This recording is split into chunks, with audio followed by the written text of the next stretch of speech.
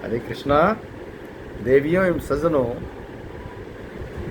मैं गोपाल माधव दास अपने YouTube channel Gopal Madhav Das पर आपका हार्दिक स्वागत करता हूं। भगवान वासुदेव से यह प्रार्थना करता हूं कि आपके जीवन में सुख शांति और समृद्धि का सदा सदा वास रहे। आपके जीवन में कभी भी कोई दुख, कोई कष्ट, कोई क्लेश न आने पाए।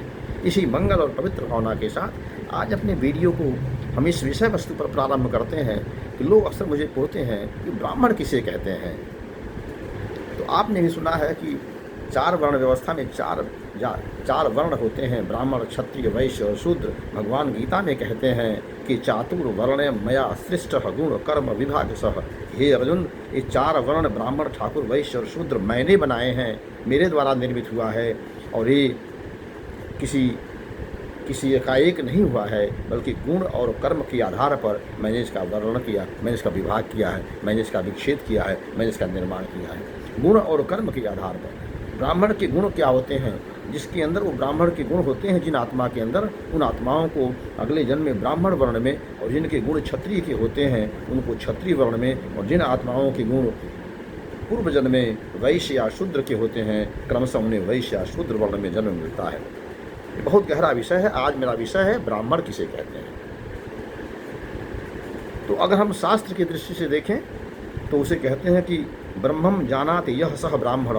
जो ब्रह्म को जानता है, जो परमात्मा को जानता है, जो स्वयं को जानता है, जो ये जानता है कि मैं इस दुनिया में क्यों आया हूँ, मेरा क्या कर्तव्य है और मुझे क्या करके इस दुनिया से जाना है। और यह दुनिया, यह संसार एक किराए का मकान है, किराए का घर है, एक किराए का स्थान है। ये शरीर मेरा एक किराए का घर है। मैं इस शरीर से भिन्न एक आत्मा हूँ जिसे जीव कहते हैं। और उस जीव को, उस आत्मा को इस संसार में, इस शरीर में आने के पश्चात क्या करना है, यहाँ पर क्यों आए हैं और क्यों करके क्या करके जाना है मुझे, मेरा लक्ष्य क्या है, मेरा गंतव्य क्या है, मेरा प्राप्तव्य क्या है। तो जो इन सारी विषयों को जानता है, जो ब्रह्म को जानता है, जो ब्रह्म को अच्छी तरह से समागम किए हुए, उसे ब्रह्म कहते हैं, उसे ब्राह्मण कहते हैं। तो ब्राह्मण किसे कहते हैं? जो ब्रह्म को जानता है। पहली बात, सांसारिक भाषा में, व्यावहारिक भाषा में जो अपनों लिए कठोरता और दूसरों के लिए उदारता बरतता है, उसे ब्राह्मण कहते हैं। यानी अगर आप मेरे घर पे आएँ और मेरे घर पर थोड़ा ही कोई सामग्री है तो मैं पहले आपको खिला दूँ, पहले आपको दे दूँ, आपको संतुष्ट कर लूँ, मैं भूखा रह जाऊँ, इसे ब्राह्मण कहते हैं। जो अपने लिए कठोरता और दूसरों के लिए उदारता बरते। दूसरा, जो अपना नुकसान करके भी दूसरों का हित करे, उसे ब्राह्मण कहते हैं। परहित सरिस धर्म नहीं भाई। जो परोपकार को, परहित को सबसे बड़ा धर्म मानता हो, परोपकार करने के लिए अपने लाभ का अपना उत्सर्ग कर देता हो, उसे ब्राह्मण कहते हैं। परोपकार आए, पुण्य आए, पाप आए, परपीडनम। जिसका जीवन लक्ष्य हो, जिसका मोटो हो, जिसके जीवन जीने का, यह जीवन हमको भगवान ने दिया है परोपकार के लिए, हमारे द्वारा किसी का अहित न हो जाए, किसी को पीड़ा न पहुंच जाए, इस विचारधारा को लेकर चलने वाले व्यक्ति को ब्राह्मण कहते हैं। हम समझते हैं कि आप ब्राह्मण की परिभाषा समझ गए होंगे। ये ब्राह्मण 4 प्रकार के होते हैं। पहला, द्विज यानी वह ब्राह्मण जो अपने 6 कर्म, ब्राह्मण के 6 कर्तव्य माने गए हैं, 6 कर्तव्य को करता है, उसे द्विज कहते हैं। अध्ययन करना, अध्ययन कराना, यानी शिक्षा देना और शिक्षा लेना, 2 कार्य। यज्ञ करना और यज्ञ कराना, 4 हो गया। दान देना और दान लेना, ये 6 कर्तव्य। ब्राह्मण के यही 6 कर्तव्य है। ये 6 कर्तव्य जो करता है वो ब्राह्मण के द्विज वर्ण में आता है, यानी श्रेष्ठतम ब्राह्मण कहलाता है वो। अध्ययनम अध्यापनम दान प्रतिग्रहश्चैव यजनम याजनम तथा दान प्रतिग्रहश्चैव ब्राह्मणो षट्कर्मणः। ये भाग ये शास्त्र में लिखा है, मनुस्मृति में लिखा है ऐसा। तो जो ये 6 कार्य करता है वो द्विज कहलाता है। दूसरा ब्राह्मण विप्र कहलाता है। दूसरे प्रकार का ब्राह्मण को विप्र कहते हैं, जो केवल सात्विक 5 घरों से भिक्षा मांग करके अपने जीवन का यापन करता है। 5 घर से जो भी भिक्षा मिल गई उसी के आधार पर रहता है, और नहीं मिला तो उस दिन भोजन नहीं करता है, व्रत रहता है, उसे विप्र कहते हैं। तीसरा, भूसुर। भूसुर मतलब, भू मतलब होता है पृथ्वी, सुर मतलब होता है देवता।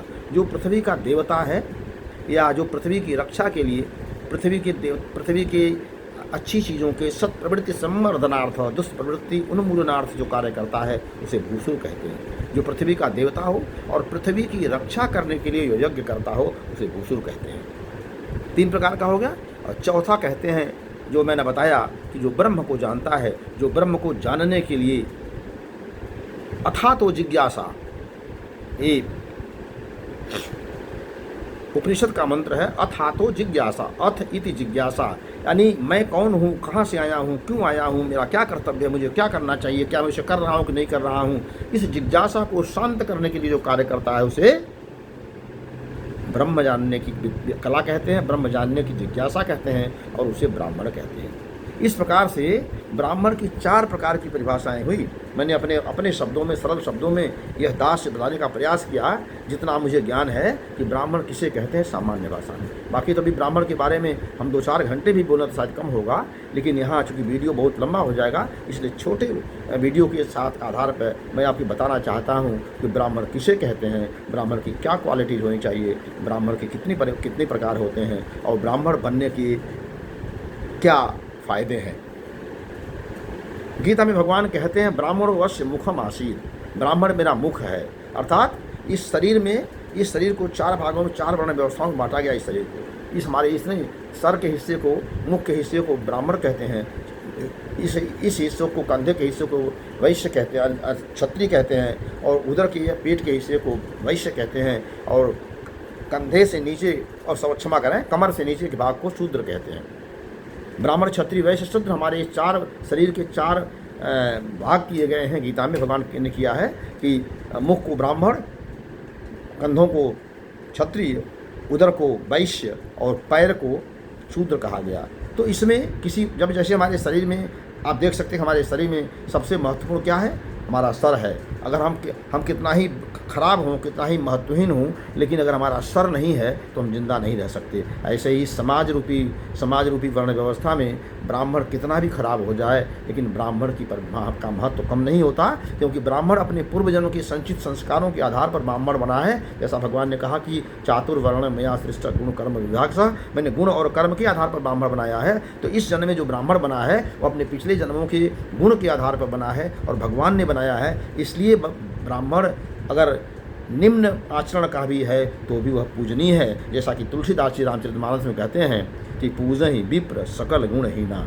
सकल गुणों से हीन होने के पश्चात भी, गुणहीन होने के पश्चात भी, दोषयुक्त होने के पश्चात भी ब्राह्मण पूज्य है। ब्राह्मण की पूजा करनी पड़ेगी, यह आपकी मजबूरी है। ऐसा भागवत में भगवान श्री कृष्ण कहते हैं, गीता में भगवान श्री कृष्ण कहते हैं। इस धरती पर अगर मैं किसी को पूजता हूँ, किसी का सम्मान करता हूँ, किसी को से डरता हूँ, तो वो ब्राह्मण है। और महाराज भृगु ऋषि का उदाहरण तो आप जानते हैं कि भगवान के जा कर के छाती पर पैर मारा और उसके पश्चात भी भगवान स्वयं उनको पैर को उठाकर सहलाते हुए और रोते हुए उन्होंने कहा कि हे प्रभु, मेरा छाती बहुत कठोर है, आपके पैर बड़े सुकोमल हैं, कहीं आपके पैर को चोट तो नहीं लगा। ये ब्राह्मण को महत्व देने वाले भगवान कृष्ण हैं। हमारी आपकी क्या औकात है? ये देवता, ये कन्नर, ये यक्ष, गंधर्व, ये सब उसके पीछे हैं। भगवान जब आपको इतना सम्मान दे रहे हैं तो ब्राह्मणों के लिए यही निर्देश कि अपने ब्राह्मणत्व को, अपने ब्राह्मण धर्म को, अपने ब्राह्मण के कर्म को, अपने ब्राह्मण के संस्कार को जिंदा रखिए और इस संसार में, इस समाज में, इस वर्ण व्यवस्था में अपने सर्वोच्च स्थान को बनाए रखिए। हरे कृष्णा। आज हमारी बात अगर आपको अच्छी लगी हो तो अधिक से अधिक लोगों को शेयर करें। हमारे यूट्यूब चैनल गोपाल माधव दास को सब्सक्राइब करें और लाइक भी करें और इस दास पर अपने आशीर्वाद का अभिषेचन करें। हरे कृष्ण हरे कृष्ण हरे कृष्ण।